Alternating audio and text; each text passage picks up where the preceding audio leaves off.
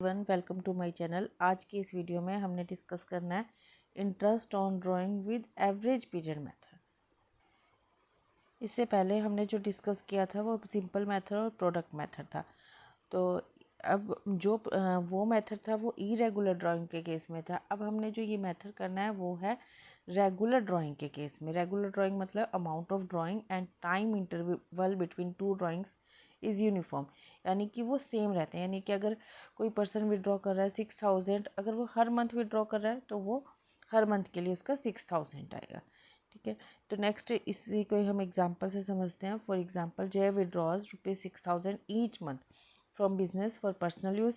Rate of interest दी हुई है 10% per annum. Drawings, first case है कि ड्राइंग्स जो है वो in the beginning of each month है। ड्राइंग्स जो हैं वो बिगनिंग में है ईच मंथ की। तो सपोज कि वो first day of each month को वो विड्रॉ कराता है ₹6,000। तो सबसे पहले उसने जो विड्रॉ कराए अप्रैल 1 में, देन मई 1 में, जून 1, तो सो एंड अप टू मार्च 1। तो 6,000 उसने विड्रॉ करे। 6,000 उसने कितने टाइम पीरियड के लिए यूज़ किए? जो अप्रैल 1 में पे उसने विड्रॉ कराए थे। अप्रैल इंक्लूड करना है क्योंकि वो 1 अप्रैल को उसने विड्रॉ कराए हैं। और ये कब तक कैलकुलेट करना है इसको? मार्च ऑफ नेक्स्ट ईयर। ठीक है, तो अप्रैल, मई, जून, जुलाई, अगस्त, सितंबर, अक्टूबर, नवंबर, दिसंबर, जनवरी, फरवरी और मार्च, यानी उसने ये कितने मंथ्स यूज़ किए? 12 मंथ्स। ऐसे ही मई 1 को विड्रॉ कराए, वो उसने 11 मंथ्स यूज़ किए। जून 1 को विड्रॉ कराए, 10 मंथ्स यूज़ किए। जुलाई 9 मंथ्स, अगस्त 8 मंथ्स एंड सो ऑन। मार्च वाले जो उसने विड्रॉ कराए वो उसने सिर्फ 1 मंथ यूज़ किए, और वो मंथ कौन सा है? मार्च का। अब हमने एवरेज पीरियड कैलकुलेट करना है। एवरेज पीरियड कैसे कैलकुलेट करते हैं? फर्स्ट जो विड्रॉल हुई है वो कितने टाइम पीरियड यूज़ हुई है? That is 12 months. ठीक है, और जो सबसे लास्ट वाली विड्रॉल है वो कितने टाइम पीरियड यूज़ हुई है? 1 मंथ। तो पहला और लास्ट का, इन दोनों का हम एवरेज लेते हैं, दोनों को ऐड करेंगे और 2 से डिवाइड कर देंगे, जो कि हमारे पास आएगा 13/2, और इसको 6:1/2 भी लिख सकते हैं। नेक्स्ट है सेम एज, अगर हमने month mid of the each month, यानी 15th ऑफ ईच मंथ, यानी 15 अप्रैल को विड्रॉ कराए, देन 15 मई को विड्रॉ कराए, 15 जून को विड्रॉ कराए, तो अप टू 15 मार्च, उसके लिए हमने कैसे कैलकुलेट करना है? तो सबसे पहले जो उसने विड्रॉ कराए हैं 15 अप्रैल को विड्रॉ कराए, उसने वो कितने टाइम पीरियड यूज़ किए? 11.5 मंथ्स। 11.5 कैसे?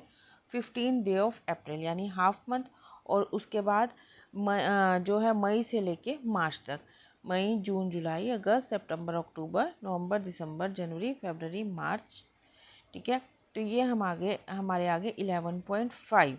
ऐसे ही मई 15 वाले 10.5 मंथ्स यूज़ किए, जून 9.5 मंथ्स, और ऐसे ही फरवरी को जो उसने विड्रॉ कराए वो 1.5 मंथ, और मार्च वाले जो उसने 0.5 मंथ्स।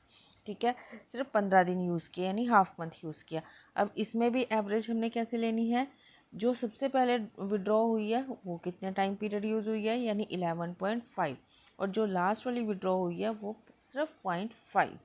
दोनों को ऐड करेंगे और 2 से डिवाइड कर देंगे, ये हमारा आ गया एवरेज पीरियड। ठीक है,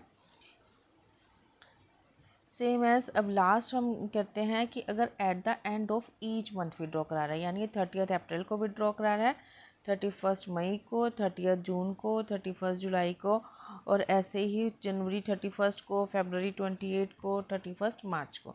तो जब उसने अप्रैल 30 को विड्रॉ करा, यानी अप्रैल का मंथ यूज़ नहीं हुआ, मई से लेके मार्च तक उसने यूज़ किए, और वो हमारे कितने मंथ्स बने? 11 मंथ्स। मई के वाले जो उसने विड्रॉ करे वो उसने 10 मंथ्स यूज़ किए। ऐसे ही जो उसने मार्च 31 को विड्रॉ करा, तो यानी उसने वो बिल्कुल भी वो टाइम पीरियड यूज़ नहीं हो, क्योंकि लास्ट डेट पे विड्रॉ करे हैं, उसके बाद हमारा ईयर चेंज हो जाता है। ठीक है, फाइनेंशियल ईयर तो हम चेंज हो गया, तो इसलिए उसका आया 0। तो इसमें हमने क्या, इसमें भी हमने वैसे ही करना है, जो फर्स्ट विड्रॉल हुई है उसके बाद कितने टाइम पीरियड यूज़ हुआ है, और जो लास्ट विड्रॉल हुई है उसके बाद कितने टाइम यूज़ हुआ है। तो फिर सबसे पहले 11 + 0/2, तो ये हमारा आ गया 5:1/2। ठीक है, इंटरेस्ट कैलकुलेट करते हैं अब। जो है फर्स्ट सबसे पहले वाला हम जो कर रहे हैं कि अगर हमने बिगनिंग में किया था तो इंटरेस्ट ऑन ड्राइंग का फॉर्मूला तो सेम ही है, amount of drawing into rate upon 100 into time period. अब टाइम पीरियड हमने जो सबसे पहले कैलकुलेट किया था कि अगर उसने जो है वो बिगनिंग में करा है तो उस केस में हमारा आया था 13/2। ठीक है, तो जो हम टाइम पीरियड पे लिखेंगे 13/2 अपॉन 12। जो उसने विड्रॉ कराए 6 मंथ ईच, हर महीने उसने विड्रॉ कराए 72,000 इंटू रेट दी हुई है हमें 10% इंटू 13/24। ये हमारा आ गया इससे 3900। दूसरा है उसने मिड में करे थे तो मिड में करे थे तो उसके लिए हमारा टाइम पीरियड आया था 6 month. 72,000 into 6/12 into rate upon 100 that is 10%। इससे हमारा कैलकुलेट करके आया 3600। और लास्ट उसने जो विड्रॉ करी थी वो करी थी उसने एट द एंड, और उसके लिए हमारा टाइम पीरियड आया था 11/2 और 5:1/2। Then 72,000 into 11/24 into 10/100। ये इससे हमारा कैलकुलेट करके आया 3300। तीनों टाइम पीरियड के अकॉर्डिंगली इसको मैंने समझा दिया आपको। इसमें अगर कोई डाउट हो तो आप मुझे कमेंट में लिख सकते हैं। नेक्स्ट 2 इम्पोर्टेंट पॉइंट्स और हमारे इसमें हैं।